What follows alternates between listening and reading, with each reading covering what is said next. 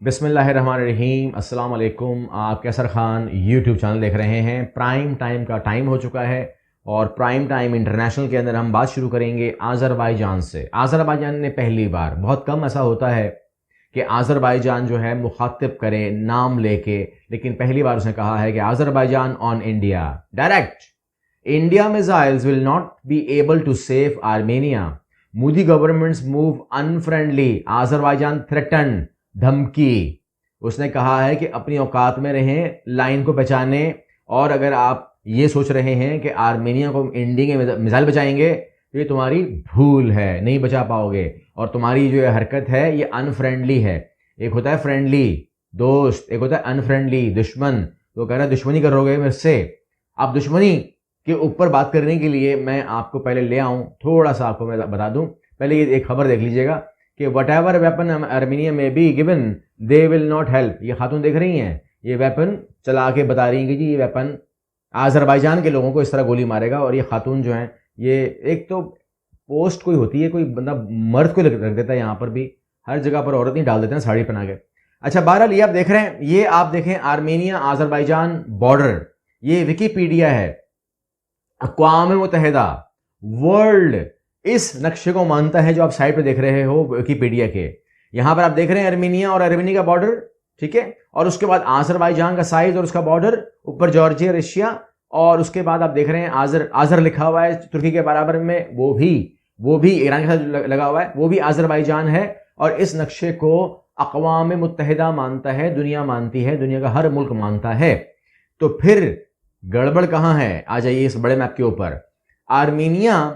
Armenia کا یہ جو گرے میپ ہے، یہ آپ کو نظر آ رہا ہوگا، یہ ہے آرمینیا۔ آفیشیل آرمینیا یہ ہے، اور اس کو دنیا مانتی ہے کہ یہ آرمینیا ہے۔ پاکستان اس کو کنٹری نہیں مانتا۔ ہم نے کہا ہم تمہیں مانتے ہی نہیں ہے، ٹھیک ہے نا، تم ہو ہی نہیں، ٹرانسپیرنٹ ہو، لیکن یہ ہمارا اور ان کا مسئلہ ہے، اس کو آپ ڈسکس نہیں کریں، چھوڑ دیں۔ اس ٹائم ہم بات کر رہے ہیں کہ آرمینیا نے بہت عرصے تک نگورنو کاراباخ کے اوپر قبضہ کر رکھا پورا، ٹھیک ہے نا، یہ آپ دیکھ رہے ہیں ریڈ کے اندر۔ یہاں کیا کام تھا؟ جس علاقے کو آذربائیجان کہے، جس علاقے کو دنیا آذربائیجان رہے، اقوام متحدہ آذربائیجان کہے، وہاں پر آرمینیا کام ہے کیا؟ اگر آرمینیا غلط کر رہا ہے یہ بات کر کے کہ وہ نگورنو کاراباخ میں گھستا ہے، تو اس کو غلط کہنا چاہیے۔ آپ اگر غلط کو ساتھ دو گے، اسلحہ دو گے، ویپن کرو گے کہ مارو آذربائیجان کو تاکہ آپ نگورنو کاراباخ میں گھسو، تو ایسے ملک کو میں کہتا ہوں کہ سمن کرنا چاہیے، نوٹس کرنا، تھریٹن نہیں، نوٹس کرنا چاہیے کہ آپ غلط کو غلط نہیں کہہ سکتے۔ جہاں پر بھی آپ نے کوئی قبضہ کرنا ہوتا ہے، آپ اس کو ویپنائز کرنا شروع کر دیتے ہیں۔ یہی وتیرہ ہے بھارت کا۔ اب یہاں پر وہ آرمینیا کو ویپنائز کر رہا ہے تاکہ وہ آذربائیجان میں گھس کے نگورنو کاراباخ میں گھسے، اور اس کے بعد آذربائیجان اور آرمینیا کی جنگ ہو جائے۔ جنگ تو ہونی ہے۔ تو بھارت کی یہ شرارت جو ہے وہ دنیا نوٹ کر رہی ہے، یہ کوئی مذاق نہیں ہے۔ چلیں آگے چلتے ہیں، آگے بڑھتے ہیں، اور اگلی خبر پہ ہم چلے آتے ہیں۔ ایک گڈ نیوز پہلے دے دیتا ہوں، اور وہ یہ ہے کہ آپ اسکرین پہ دیکھ رہے ہیں جبل نور، غار سور اور غار ہرا کو جلد زائرین کے لیے کھولا جا رہا ہے۔ وہاں پر تمام جو معاملات ہیں، آرائش، تمام چیزیں وہ کر دی گئی ہیں، اور اب جو ہے آپ اور میں ایک بار پھر اپنے پورے آب و تاب کے ساتھ، پورے دینی جذبے کے ساتھ انشاءاللہ ہم لوگ، میں اور آپ جو ہے، ہم جبل نور میں، غار سور میں اور غار ہرا میں ملاقات کریں گے۔ دعا کیجئے کہ یہ ملاقات ہم کو اللہ نصیب کرے کہ میں اور آپ ہوں اور غار ہرا ہو، اور وہاں پر بیٹھ کے میں اور آپ ملیں۔ یہ دعا کیجئے، آمین کہیں گے تو پھر اللہ اس کو قبول کرے گا، کیونکہ زیادہ آمین کے اوپر زیادہ جو ہے قبولیت ہوتی ہے۔ جب بھی اگلی خبر آپ سے شیئر کر رہا ہوں، جب بھی اسرائیل اپنے کسی سربراہ کو ریٹائر کرتا ہے تو وہ ایک بار اسے منہ کھلواتے ہیں، اور جو بھی اسکرپٹڈ ہوتا ہے وہ بولتے ہیں۔ تو یہاں پر اس نے اپنی منہ کھولا ہے، اور اس نے کہا ہے کہ جی فوج نے ایران پر حملے کے 3 منصوبے بنائے، اور اس کے بعد انہوں نے بتایا کہ کس طریقے سے ہم کیا کرنے جا رہے ہیں، اور وجہ بتا رہے ہیں ایٹم بام، ایران کا ایٹم بام، جو کہہ رہے ہیں کہ 80% کمپلیٹ ہیں 2، اور کوئی 60% کمپلیٹ ہیں 2، 4 ایٹم بم کی وہ بات کر رہے ہیں۔ لیکن یہ تمام باتیں جو ہیں ان کی اپنی ہیں، بہت ہی کھوکھلی باتیں ہیں۔ مجھے اس کے اوپر اور باتیں بھی کرنی ہے، اسرائیل کے اوپر چیزیں بیچ رہے ہیں اپنی، ایک انہوں نے اپنی پورٹ بیچ دی ہے، تو وہ کام بھی کر رہے ہیں۔ میں تو اس کو غلط اس لیے مانتا ہوں کیونکہ میں سمجھتا ہوں کہ اگر کوئی پورٹ ان کے پاس تھی تو وہ فلسطین کی تھی، انہوں نے کیسے بیچ دی؟ یہ بھی ایک سوال ہمارا بنتا ہے۔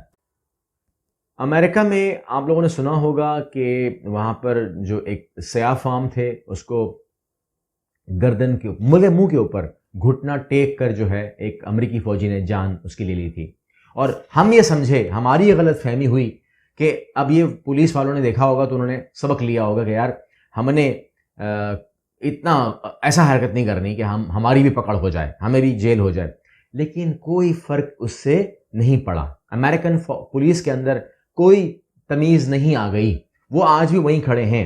یہ آپ دیکھ رہے ہیں، یہ کو فاؤنڈر ہیں بلیک لائیوز میٹر کی، اور یہ خاتون تھیں، ان کو پہلے انہوں نے ریزسٹ کیا ہوگا، جو کہ یہ ریزسٹ کرتی ہی تھیں، اس کے بعد ان کو گرایا گیا ہوگا، یہ گر گئیں، الٹا لٹایا لیٹ گئیں، اس کے بعد ان کے ہاتھ باندھ دیے گئے، بند گئے۔ اس کے بعد ان کے پاس ایک ٹیزر ہوتا ہے، ایک جیسے ٹارچ ہوتی ہے نا، ویسے ان کے پاس ٹیزر ہوتا ہے، وہ کرنٹ ہوتا ہے اس کے اندر، اور وہ کیا کرتے ہیں قابو کرنے کے لیے ٹیزر کو جو ہے، اس کا نام ہی ٹیزر ہے، تو اس کا مطلب یہ نہیں ہوتا کہ آپ اس کے اندر گاڑ دیں، وہ یہ ہوتا ہے کہ آپ جس باڈی سے ٹچ کریں تو بندہ اس کے خوف سے جو ہے وہ پیچھے ہو جاتا ہے یا ڈر جاتا ہے یا جو بھی اس کے کہہ لیجیے۔ اس خاتون کو 4-5-6 دفعہ وہ ٹیزر مارا گیا، اس نے اپنی ریزسٹنس چھوڑ دی، اس نے کہا کہ مجھے بہت تکلیف ہو رہی ہے، مت کریں یہ، اور اس تکلیف کے بعد اس کی پیٹھ میں اسے گھوپ دیا گیا اور بٹن دبا دیا گیا جب تک اس کی جان نہیں نکل گئی۔ تو گزارش میری اب سے یہ ہوگی، جو امریکنز ہیں، جو وہاں پر پاکستانی ہیں، جو وہاں پر ہماری جتنی بھی جو لوگ بھی میری آواز سن رہے ہیں، یہ قتل ہے، یہ قتل ہے اور یہ قتل ہے، اور اس شخص کو جو ہے معاف کرنا ایسا ہی ہوگا کہ آپ ایک قاتل کو معاف کر رہے ہیں۔ ہم سمجھتے ہیں کہ اس کی سزا اس بندے کو ملنی ہی چاہیے جس نے انتہائی بے دردی کے ساتھ، ٹھیک ہے نا، کیونکہ جو قتل اگر امریکہ میں ہو تو اسے ہم وہ قتل کریں تو اس کو ہم قتل کہیں تو اس کو قتل ماننا پڑے گا آپ کو۔ اب ہم آ جاتے ہیں ایران کے اوپر اور برطانیہ کے اوپر۔ برطانیہ جو ہے وہ اپنے معاشی مسائل کے اندر دھسا جا رہا ہے، دبا جا رہا ہے، تکلیف میں ہے، اور ہمارا دل جو ہے وہ برطانوی عوام کے ساتھ جو ہے وہ دھڑکتا ہے، ہم ان کے لیے پریشان ہیں، کیونکہ اس ٹائم آلموسٹ تمام لوگ ہی، ابھی میں دیکھ رہا تھا ایمبولینس کے 25,000 کارکن کو میں نے دیکھا باہر، وہ کہتے ہیں کہ وی ہیو نو آپشنس، آپ نے ہمارے پاس کوئی راستہ نہیں چھوڑا، ٹھیک ہے نا، وہ صورتحال ہے۔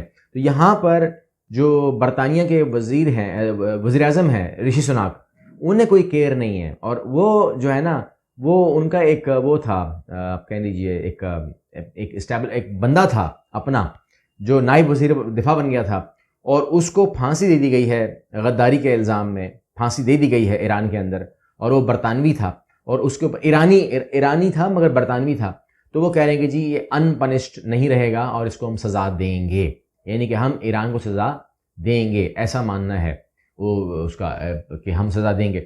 تو کیا وہ سزا دے پائے گا یا نہیں دے پائے گا یہ تو وقت ثابت کرے گا، لیکن بہرحال صورتحال جو ہے وہ بہت ہی گمبھیر ہے دنیا کی، اور جو معاشی صورتحال ہے وہ خراب ہوتی ہی جا رہی ہے۔ اور آخری خبر آپ سے ہم ختم کریں گے۔ آپ جانتے ہیں، آپ کو میں نے ایک بار کہا بھی تھا کہ سعودی عرب نے سفید ہاتھی پال لیا ہے، لیکن وہ سفید ہاتھی جو ہے اس کی کمائی بھی بڑی اچھی ہے، اور کما کے دے رہا ہے بڑا اچھا۔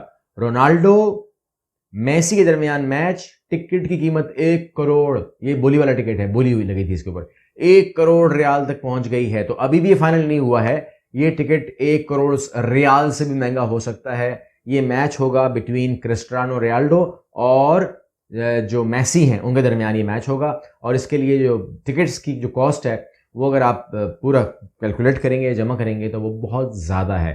اس طریقے سے رونالڈو سے اور میسی سے اس ٹائم کمانے کی آخری حدیں یا ورلڈ ریکارڈ شاید بنایا جا رہا ہے، کیونکہ 1 کروڑ ریال کا ٹکٹ بھی میں سمجھتا ہوں کہ گینیس بک میں کہیں نہ کہیں آ ہی جائے گا انشاءاللہ۔ آپ کو جو خیال ہو آپ بھی کہہ سکتے ہیں۔ اگلی ویڈیو ملتے ہیں، اللہ حافظ۔